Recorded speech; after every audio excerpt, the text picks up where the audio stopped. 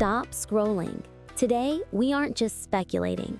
We have the first concrete evidence of Columbina's full kit.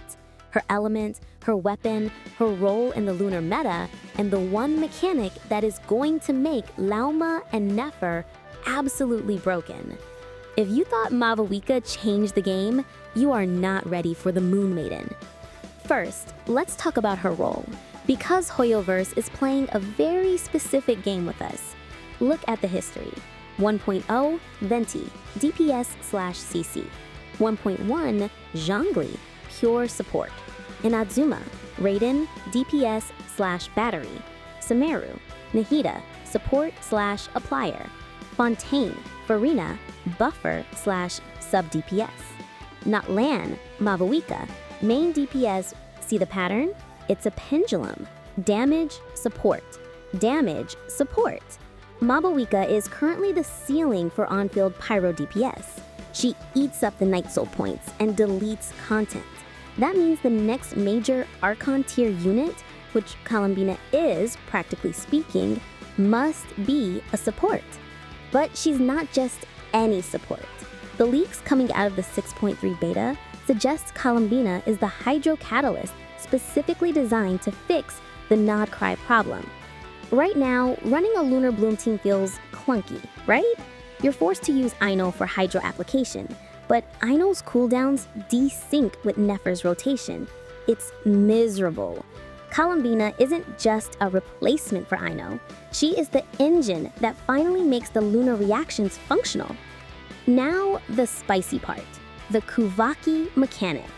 If you've been exploring Nad Krai, you know that the Kuuvahki energy system is a pain. You need to touch those monoliths or rely on Lauma to keep your bar filled. Well, reliable leaks state that Colombina has infinite Kuuvahki efficiency. Think about Mavuika and her bike.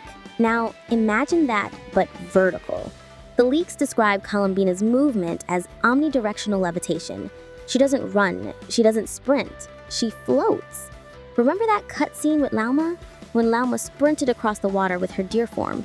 It cost stamina. But Colombina, the leak suggests she treats water like solid ground. Why does this matter?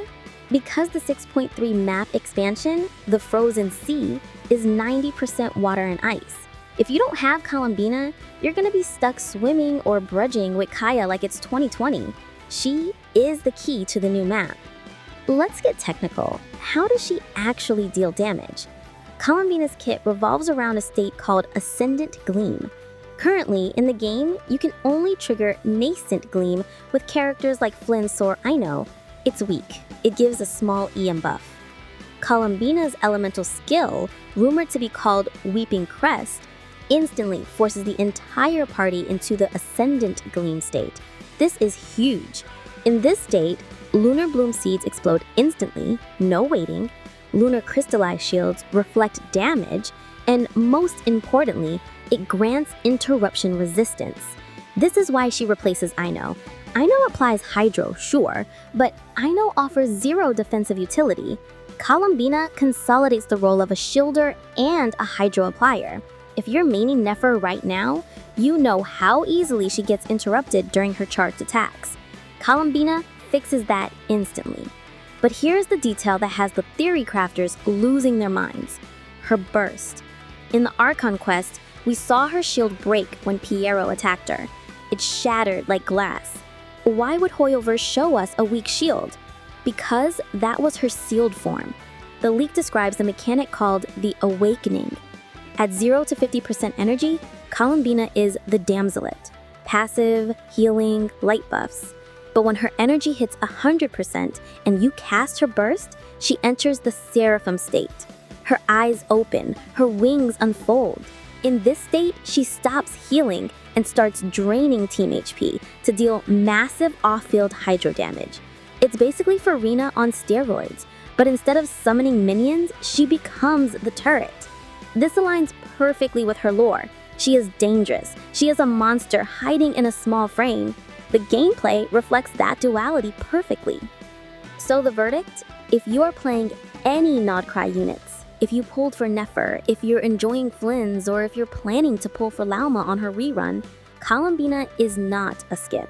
She is the glue that holds the Lunar meta together. She fixes the movement, she fixes the reactions, and she finally gives us a Hydro Catalyst that feels powerful without needing a spreadsheet to optimize. Get your Primogems ready because 6.3 is going to drain us dry. Let me know in the comments. Do you think the eye-opening mechanic is real or is it just cope? I'll see you in the next one. Don't forget to like and subscribe for more 6.3 leaks.